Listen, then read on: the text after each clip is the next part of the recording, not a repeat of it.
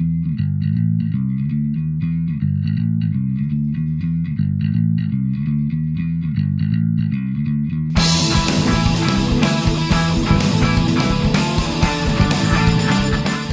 and welcome to hobby vlog number 92. Another week has gone by which has been very busy for me non-hobby wise, and so another lighter vlog for you this week. For the previous couple of weeks I felt really bad standing here saying that, but this week has been really important in terms of a learning process.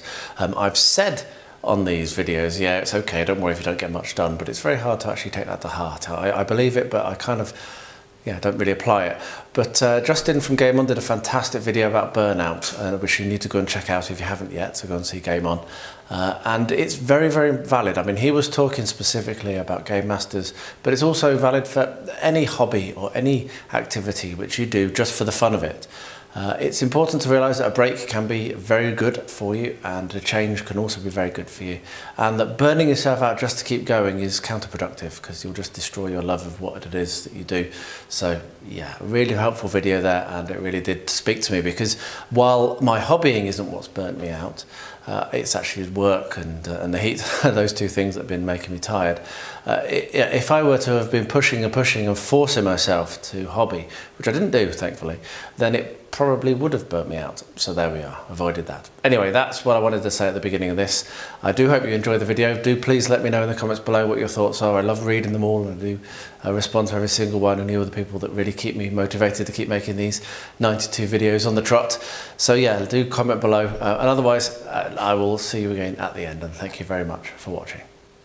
So almost all of the figures are now painted and ready for this diorama. I do still have to do the dwarf, which is downstairs on my painting desk because I keep forgetting. I'll try to remember to do it tonight.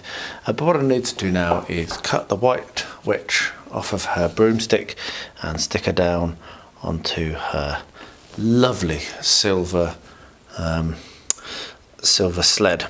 So I'm not sure how much of this I'm going to do on camera, because I think I need to be quite careful, particularly when I'm cutting around her hands.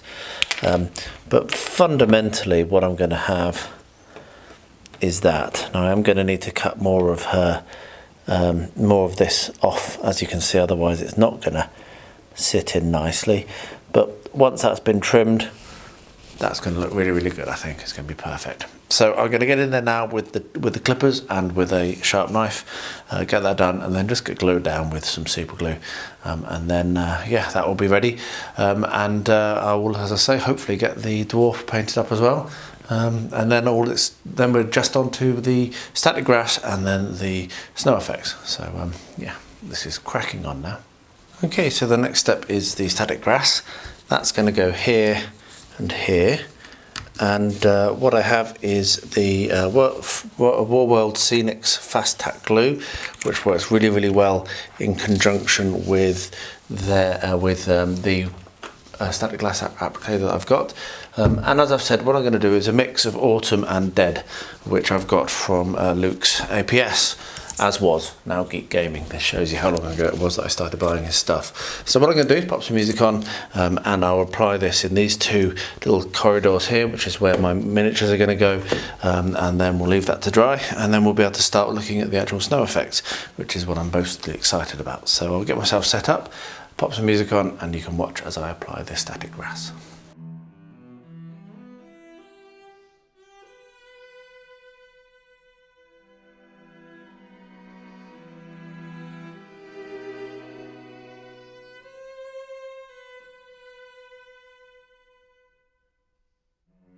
So now we come to the bit that I've been looking forward to the most, which is putting the snow effects onto this.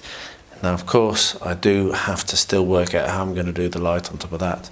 I have some ideas, but nothing that's really stuck yet, so I'm just leaving that for now. I'm going to move on to this. What I'm going to do is I'm going to use finally the technique from this book, the Setting the Scene book by Pat Smith, which is really, really good.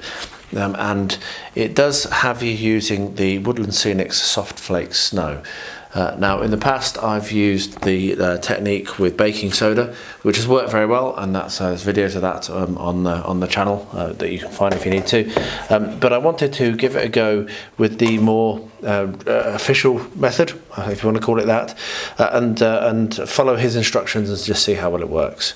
So the mix he suggests is 4 parts of the Woodland Scenic Soft Flake Snow, 2 parts of PVO glue, or Woodland Scenic's Water Effects, or Woodland Scenic's Realistic Water, so just as bonding agents, and then 1 part water, and then you mix it together and paint it on. And then if you want to, you can then sprinkle more of the soft flake snow over the top to give it a bit more of a slushy kind of, or a bit more of a frosted effect, sorry, or a slushy effect. You could make it more watery and what have you. So there's various techniques, but I'm going to do certainly the first stage. I'm just going to mix up this 4 parts to 2 parts to 1 part and paint it on. So I'll get that mixing done, and then when I'm happy I'll bring it back and I'll show you how I'm applying it. And I've no idea how much to mix, so I'll probably mix too little at first, but that's fine. I'd rather do too little than too much. So I'm going to get this mix done, and then I'll bring you back and we will have a look at what it looks like when I apply it. Okay, so that's been mixed, and I've got it to that kind of texture. Don't know how well that's going to be visible, but it's not sloppy, but it's not very thick or stiff either, so I don't know whether I've done that right or wrong. But what we're going to do is we're going to start painting it on and applying it to the base, and hopefully this is going to work, because if it doesn't, then it's going to ruin everything. Now, I am finding that my static grass may not actually be all that well stuck down, which is an issue.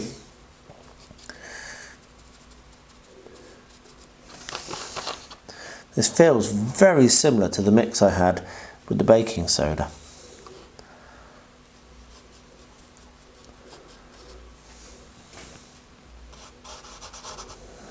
I did hoover the static grass, but it doesn't seem to have adhered very well. It's a bit of an issue, really. Not an issue with this, however, not an issue with the snow effect. So let me focus where it's actually adhered properly, which is the non-static grass area. Get that applied. And what I might do is let this go off, and then we can have a look and see what it looks like once it's dried. So I didn't mix up a whole lot, as you can see, so I'm definitely going to need to do another mix. And there's definitely an issue here with the static grass not being great. Now another thing that I want to do, and I'm muttering a bit, but another thing that I want to do is actually get the sled and draw that through this before it's wet, so that I have the, yeah, this is very bad with the static grass. I might need to fix that. So I'm going to have to fix the static grass, so let's keep adding it over here. But what I'm going to do is, where I'm going to have the sled having drawn, I want to put the actual sled tracks in. So I'll need to do that as well. But it looks like I'm going to need to sort out this static grass before I can apply too much of this over the top. So we'll just carry on in the middle for now. It's going on nicely though, and I think it's going to look nice. So I'm going to get the rest of that done, stop muttering, and I'll bring you along for the next step when I work out how I'm going to fix this static grass and let you know how I'm doing it. I might just need to come along with the hoover again. Though, as I say, I did apply a hoover. It just doesn't seem to have actually stuck very well, which is a bit of a shame. I might need to paint PVA over the top, watered down PVA to glue it all down before I can apply any more snow effects. But that is a very nice mix and looks really, really good. Might need to do 2 coats. Definitely need to sort my static grass. That's my first application done. Let's let that go off, and I'll come back when it's gone off, show you what it looks like, as I say, and also work out how I'm going to resolve this issue with the static grass, and I'll let you know that as well. So there we are. I'm going to need to mix up substantially more. So what I'm doing on this side is I first of all attempted to come along with a stiff brush and brush any loose static grass off, and that worked, but it wasn't actually picking that much up, because the reason why it was picking up before was because the brush was wet. So what I'm doing is I'm coming in with my scenic glue, which is very, very watered down PVA with a little bit of washing up liquid or dish soap, and I'm painting it all over. Now this is only going to work because I don't really care about there being verticality on the static grass. It's there for the colour rather than the 3D, because the 3D will be coming from the snow effect. But that will dry, clear, and then I can come back over the top and put some more of the snow effects on. So I'm going to do that on the other side as well. I'm going to leave this all to dry now. I will let it all to go off again and then come back tomorrow and we'll have a look and see what the snow effects look like after it's dried overnight, and also mix up a massive more batch and apply it over the whole lot.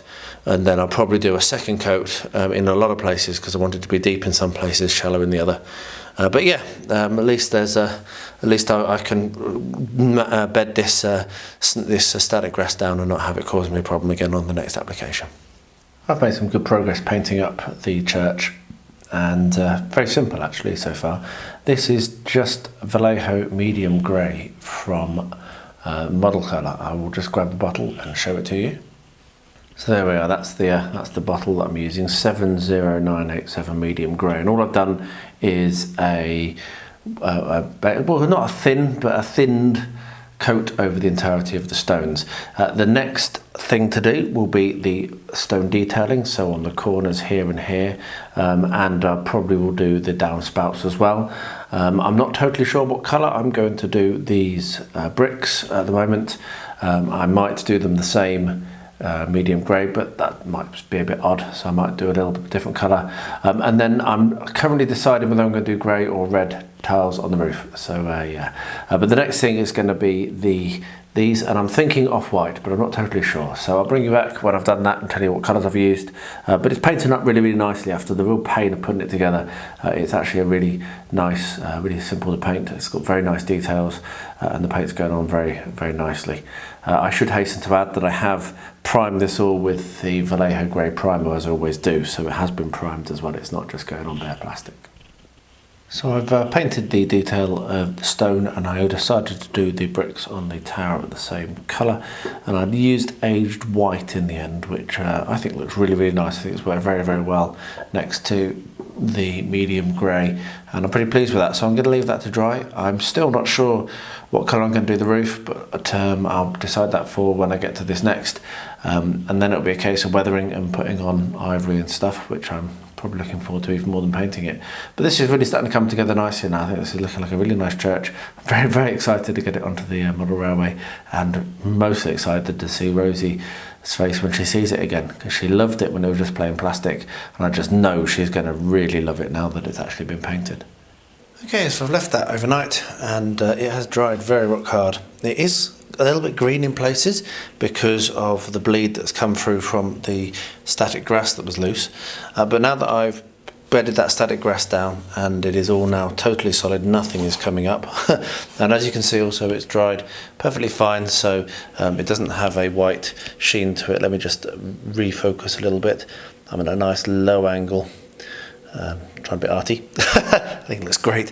What I'm going to do is I'm going to mix up a load more of this paste, roughly the same texture, and I'm going to apply it all the way over everything, and then I'll leave that to dry, and then I'll probably come back and do a second coat, which I will apply mostly in the open areas, so around here and on the other side, and in between the trees, and maybe I'm going to even put some on top of the trees as well. So I'll bring you along for when I get to that stage. What I'm going to do now is just apply the paste and be done with it, but I'm not going to bother filming because it'll be the same as what you've already seen.